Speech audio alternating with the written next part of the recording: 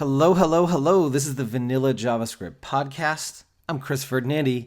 Thanks for joining me. Today, I wanted to talk about the Fetch API, and specifically something I learned last week, which is that it's actually potentially more performant than XHR, which was really surprising. So late last year, I finally came around to using Fetch instead of XHR to make API calls. For a really long time, I was like diehard on XHR is simpler, better, just kind of my preferred approach. And I finally kind of saw the light on that and realized that Fetch is super rad. And I've been missing out. And I'm going to drop a link down in the show notes to the article I wrote on that and kind of my changing course there.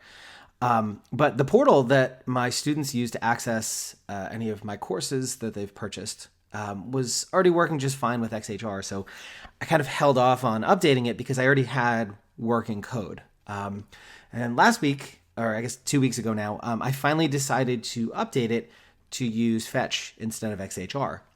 What I wasn't prepared for was how noticeably faster that made the site. And because XHR has been around for so long, I expected that browsers would be better optimized for it and it would be more performant, but I was wrong. Alex Russell, who's a developer on the Google Chrome team, explained that Fetch will be the same as XHR at the network level. So meaning the amount of time it takes to actually make the API call itself isn't any faster.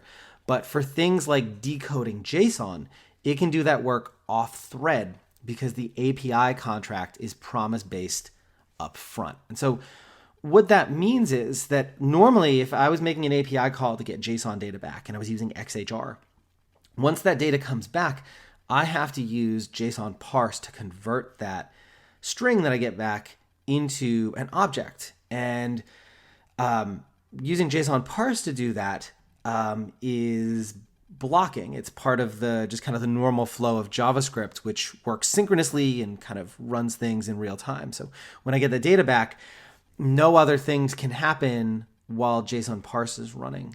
But with Fetch, because it's promise-based, it can actually convert that string into JSON asynchronously in the background while other stuff is happening, which makes it more efficient. Which is really cool. So how much faster actually is it?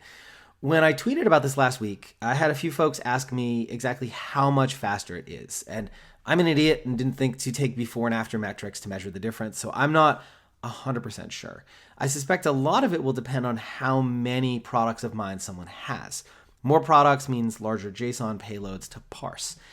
Anecdotally, and I have all of my products in my view of the portal.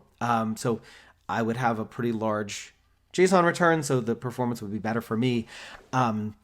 It must be at least 100 milliseconds or so faster, though, because that's about the minimum amount of latency that humans can detect before something feels instant. And this was not something I was looking for. I didn't do it to make my site faster. I just did it to kind of update some stuff and remove another JavaScript dependency and or just make my code base smaller.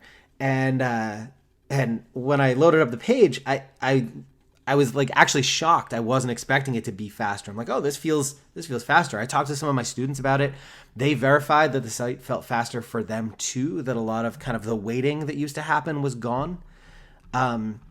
So the unfortunate thing here is that if you're using Fetch to get HTML, there's no equivalent way to make that promise-based. The text method with Fetch still gets you the HTML as a string, but to parse it into real HTML still requires a synchronous JavaScript call that's going to block other code from running. So the key takeaway here for me is that if you're working with large JSON payloads and you want to give your site a little bit more of a performance boost, consider switching old XHR API calls to Fetch. But if you're getting HTML, you won't see the same performance benefits and you can hold off. And while the improvement was perceivable, the most important kind of performance increase, it was slight. So on the scale of performance optimizations, this is a lot less important than other things you should do first. And if you already have functioning code, this could be something you skip if you just don't feel like it. So that's it for today. If you want to finally master JavaScript, head over to vanillajsguides.com and check out my pocket guides and video courses. They're short, focused, and made for beginners. You'll learn the ins and outs of a topic in under an hour, and as a listener of this show, you can take 30% off with the code PODCAST at checkout. That's it for today. See you next time. Cheers.